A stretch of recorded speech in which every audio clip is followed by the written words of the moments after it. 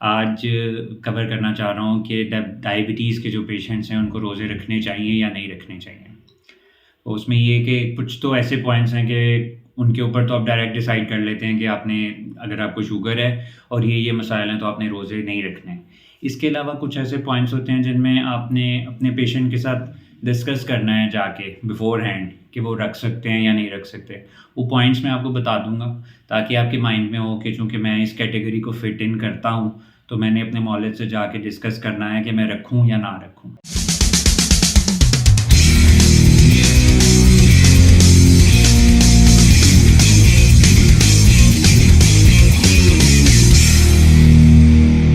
बिस्मिल्लाहिर्रहमानिर्रहीम, अस्सलाम वालेकुम वरहमतुल्लाहि वबरकातुहू। मैं डॉक्टर अमानुल्लाह भल्ली अपनी नेक्स्ट वीडियो के साथ आपकी खिदमत में हाज़िर हूँ। आज कवर करना चाह रहा हूँ कि डायबिटीज़ के जो पेशेंट्स हैं उनको रोज़े रखने चाहिए या नहीं रखने चाहिए। तो उसमें ये कि कुछ तो ऐसे पॉइंट्स हैं कि उनके ऊपर तो आप डायरेक्ट डिसाइड कर लेते हैं कि आपने अगर आपको शुगर है और ये मसाइल हैं तो आपने रोज़े नहीं रखने। इसके अलावा कुछ ऐसे पॉइंट्स होते हैं जिनमें आपने अपने पेशेंट के साथ डिस्कस करना है जाके बिफ़ोर हैंड कि वो रख सकते हैं या नहीं रख सकते। वो पॉइंट्स मैं आपको बता दूँगा ताकि आपके माइंड में हो कि चूँकि मैं इस कैटेगरी को फिट इन करता हूँ, तो मैंने अपने मौलिद से जाके डिस्कस करना है कि मैं रखूँ या ना रखूँ। पहले जो बिल्कुल एब्सोल्यूट नो है, ऐसे डायबिटिक पेशेंट जिन्होंने नहीं रखने, उनका इम्पॉर्टेंट आपको बता देता हूँ। जिनकी शुगर जो है वो लो होती है और उनको पता भी नहीं चलता कि उनकी शुगर लो हो जाती है। उन्होंने इसको कहते हैं हाइपोग्लाइसीमिया अनअवेयरनेस। ऐसों ने बिल्कुल जो है वो नहीं रखने, ऐसे डायबिटिक पेशेंट्स ने नहीं रखने। और ऐसों ने भी नहीं रखने कि उनकी माजी करीब के अंदर जो है वो 50 से नीचे शुगर चली जाती है, या 60 से नीचे, 50 से नीचे जो है उसको हम सीवियर हाइपोग्लाइसीमिया कहते हैं, 55 to 50 के नीचे जो है। तो उन्होंने भी नहीं रखने रोज़े, ऐसे पेशेंट्स को नहीं रखने चाहिए। जिनको दिल की बीमारी है साथ शुगर के अलावा और वो स्टेबल नहीं है, यानी कि उनको एंजाइना वगैरह होता है या सांस वगैरह फूल जाता है, यानी एक्टिव भी वो दिल का मसला चल रहा है, ऐसे डायबिटिक्स को भी रोज़े नहीं रमज़ान के रखने चाहिए। जिनकी शुगर की वजह से गुर्दे अफेक्ट हो गए हैं और 30% से कम काम कर रहे हैं, एक टर्म होती है मेडिकल एस्टिमेटेड GFR, जिनका 30 से नीचे है, उनको भी रोज़े नहीं रखने चाहिए ऐसे डायबिटिक पेशेंट्स को। फिर जो हामला ख़वातीन हैं जिनके टारगेट अपने फुलफ़िल नहीं हो रहे, आपको पता है हमल के अंदर बहुत स्ट्रिक्ट शुगर के टारगेट आपको कंट्रोल करने पड़ते हैं, तो जिनके वो टारगेट नहीं फुलफ़िल हो रहे, उन ऐसी हामला ख़वातीन को तो बिल्कुल नहीं रोज़ों के बारे में सोचना चाहिए।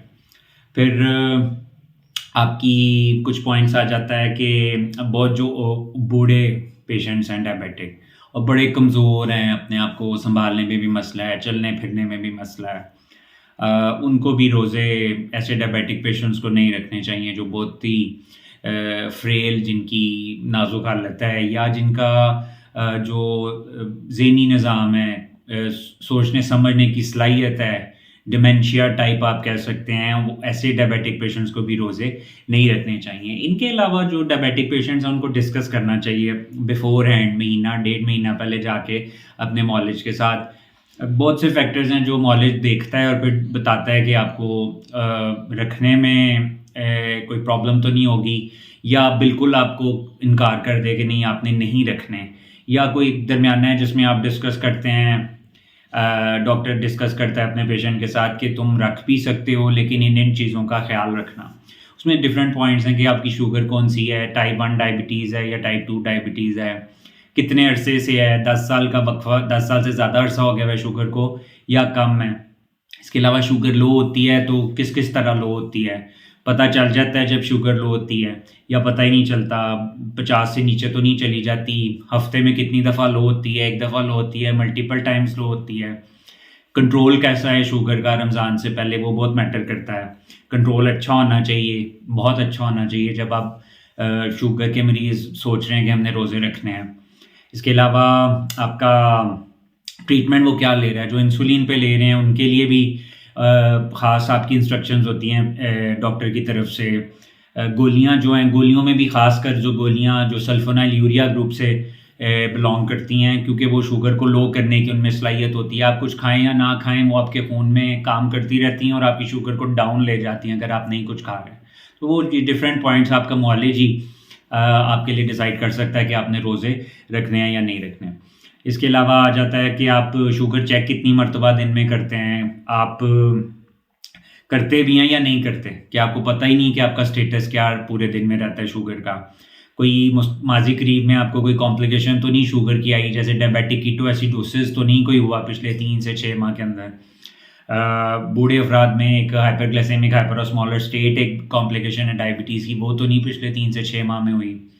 फिर वही दिल के अमराज, गुर्दों के अमराज डायबिटिक पेशेंट्स में, ये सारी आपका डॉक्टर ही प्लस माइनस करके आपको एवेलुएट करके बताता है कि सेफ़ है रोज़े रखना या नहीं है। प्रेग्नेंट ख़वातीन का भी, कि वो उनकी कंट्रोल है, टारगेट मीट कर रही हैं नहीं कर रही हैं। बूढ़े अफराद, डिमेंशिया के मरीज़, डायबिटीज़ वाले जो हैं उन्होंने रखने हैं नहीं रखने, वो सारा आपका मॉलेज आपको बताएगा। फिर दूसरा कि काम की तो बहुत ज़्यादा मुशक्क़त नहीं करते ऐसे डायबिटिक पेशेंट जो बहुत ज़्यादा जिस्मानी काम करते हैं, तो मॉलेज आपका बताएगा कि आपके रोज़े रखने सेफ हैं या नहीं हैं।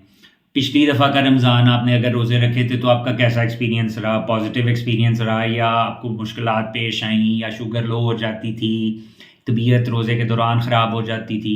तो इन सब चीज़ों को आपका जो मॉलेज बैलेंस करके आपको एक मशवरा देता है। उसके लिए फिर मॉलेज के साथ डिस्कस करना बहुत ज़रूरी है कि क्या सेफ़ है रोज़े रखना या नहीं। रोज़ों के घंटे कितने हैं, 16 घंटे से ज़्यादा का रोज़ा है या 16 घंटे से कम का रोज़ा है। तो एक छोटी सी एक आम लोगों के लिए एक ब्रीफ सी गाइडलाइन मैं देना चाह रहा था कि कुछ तो एब्सोल्यूट नो है कंडीशंस, उन पे तो डायबिटीज़ के पेशेंट को बिल्कुल रोज़ा नहीं रखना चाहिए। ये तो बगैर मौलिद से मिले भी उनको पता होना चाहिए कि ये मेरे में अंदर पाया जा रहा है तो मुझे नहीं रखने रोज़े। और कुछ हैं जो कि वो फिर आपका मॉलेज आपको हर तरह से एवेल्युएट करके आगे फिर मशवरा देगा कि आपने क्या करना है। होपफुली हेल्प हुई होगी आपको आज की वीडियो से भी। आम लोगों के लिए ये वीडियोस हैं कि उनको आइडिया आए डिफरेंट टॉपिक्स के बारे में, उनको समझ आना शुरू हो। इंशाल्लाह फिर मिलेंगे। बहुत शुक्रिया।